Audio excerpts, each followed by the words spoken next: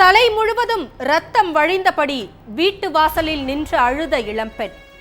வீட்டிற்குள் சென்ற பொதுமக்களுக்கு காத்திருந்த அதிர்ச்சி. உடல் முழுவதும் காயங்களுடன் சடலமாக கிடந்த தாய்.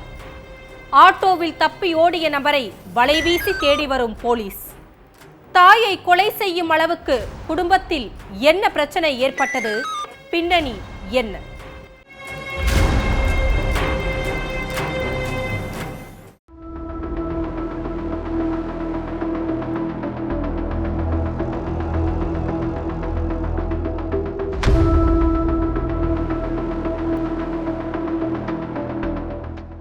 தலை ஃபுல்லா ரத்தம் வழிந்தபடி வீட்டு வாசல்ல நின்ன சோனிங்கிற இளம்பெண் கத்தி கதறி அழுது இருக்காங்க.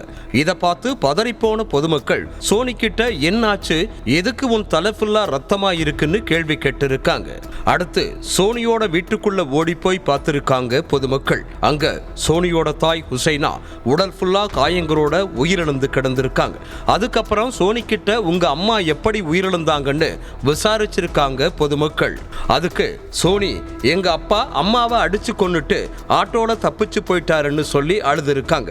இந்த விஷயத்தை கேள்விப்பட்டு ஸ்பாட்டுக்கு வந்த போலீஸ் சடலத்தை மீட்டு போஸ்ட்மார்ட்டத்துக்கு அனுப்பி வச்சாங்க. அடுத்து கணவர் சிவகுமார் எங்க தப்பிச்சு போனாருன்னு தெரிஞ்சுக்க அந்த ஏரியாவில் உள்ள மொத்த சிசிடிவி காட்சிகளையும் எடுத்து ஆய்வு பண்ணி இருக்காங்க போலீஸ். ஆனா அதுல எந்த ஒரு துப்பும் கிடைக்கல. சிவகுமாரோட ஃப்ரெண்ட்ஸ் சொந்தக்காரங்க வீடுன்னு எல்லா இடங்களையும் போய் தேடி பார்த்திருக்காங்க போலீஸ். அதுலயும் சிவகுமாரை பத்தி எந்த ஒரு துப்பும் கிடைக்கல. அடுத்து மகள் சோனி கிட்ட எதுக்காக உங்க அப்பா உங்க அம்மாவை கொலை செஞ்சாரு, 2 பேருக்கும் இடையில என்ன பிரச்சனை ஏற்பட்டுச்சுன்னு போலீஸ் விசாரிக்க ஆரம்பிச்சாங்க. ஆந்திர மாநிலம் விஜயவாடா பகுதியைச் சேர்ந்தவங்க ஹுசைனா. கணவன் கூட ஏற்பட்ட கருத்து வேறுபாட்டால இவங்க ரொம்ப வருஷமா தனியாதான் வாழ்ந்துட்டு இருந்திருக்காங்க. இவங்களுக்கு 19 வயசுல சோனின்னு ஒரு மகள் இருக்காங்க. இதுக்கிடையில ஹுசைனாவுக்கும் அதே பகுதியைச் சேர்ந்த ஆட்டோ ஓட்டுநர் சிவகுமாருக்கும் பழக்கம் ஏற்பட்டிருக்கு. அதுக்கப்புறம் சிவகுமார் ஹுசைனா சோனின்னு எல்லாரும் ஒரே வீட்டில் வசிக்க ஆரம்பிச்சிருக்காங்க. கொஞ்ச மாசத்துக்கு முன்னாடி சோனிக்கு காதல் திருமணம் நடந்திருக்கு. ஆனா கணவன் கூட ஏற்பட்ட கருத்து வேறுபாட்டால சோனியும் அவரை பிரிஞ்சு தாய் வீட்டுக்கே வந்திருக்காங்க. கணவன் கூட சேர்ந்து வாழும்படி ஹுசைனா தன்னோட மகள் கிட்ட பலமுறை பேசி பார்த்திருக்காங்க. ஆனா சோனி நான் காதலிச்சு கல்யாணம் பண்ணி ஏமாந்துட்டேன், அவன் நல்லவன் கிடையாது, இனிமே அவன் கூட நான் வாழ மாட்டேன், எனக்கு வேற ஒரு கல்யாணம் பண்ணி வைன்னு தாய் கிட்ட சொல்லி அழுதுருக்காங்க. மகள் அழுததை பார்த்து நொந்து போன தாய் சிவகுமார் கிட்ட நடந்த எல்லா விஷயத்தையும் சொல்லி இருக்காங்க.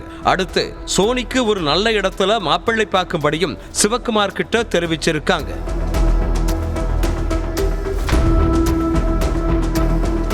அதுக்கு சிவகுமார் நானே நிறைய பிரச்சனையில இருக்கேன், இதுல சோனிக்கு வேற மாப்பிள்ளை பார்க்க சொல்ற, உன் முதல் கணவருக்கு பிறந்த சோனிக்கு நான் எதுக்கு மாப்பிள்ளை பார்க்கணும், என்னால அவளுக்கு மாப்பிள்ளை பார்க்க முடியாது, அவளை ஒழுங்கா முதல் கணவரோட சேர்ந்து வாழ சொல்லுன்னு சண்டை போட்டிருக்காரு. அதே மாதிரி நான் உன்னையும் நோட் பண்ணிட்டே தான் இருக்கேன், வர வர உன்னோட நடவடிக்கைகளே சரியில்லை, நீ எப்பவும் போனும் கையுமாகவே இருக்க, யாரு கூடவும் தகாத உறவுல இருக்கியான்னு கேட்டு ஹுசைனாவை போட்டு சரமாரியா அடிச்சிருக்காரு. இதனால 2 பேருக்கும் இடையில அடிக்கடி பிரச்சனை ஏற்பட ஆரம்பிச்சிருக்கு.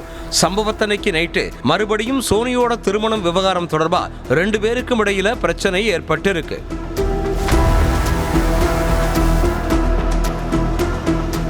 அப்ப ஹுசைனாவை போட்டு சரமாரியா தாக்கி இருக்காரு சிவகுமார். அந்த நேரத்துல ஹுசைனா கத்தி கூச்சல் போட்டு இருக்காங்க. இதை கேட்ட சோனி தாயோட அறைக்கு ஓடி போயிருக்காங்க. அப்போ ஹுசைனாவோட கழுத்தை நெரிச்ச சிவகுமார் அவங்கள துடி துடிக்க கொண்டு இருக்காரு. தாய் உயிரிழந்து கிடந்த கோரத்தை பார்த்து சோனியும் கத்தி பக்கத்துல உள்ளவங்களை உதவிக்கு கூப்பிட்டு இருக்காங்க.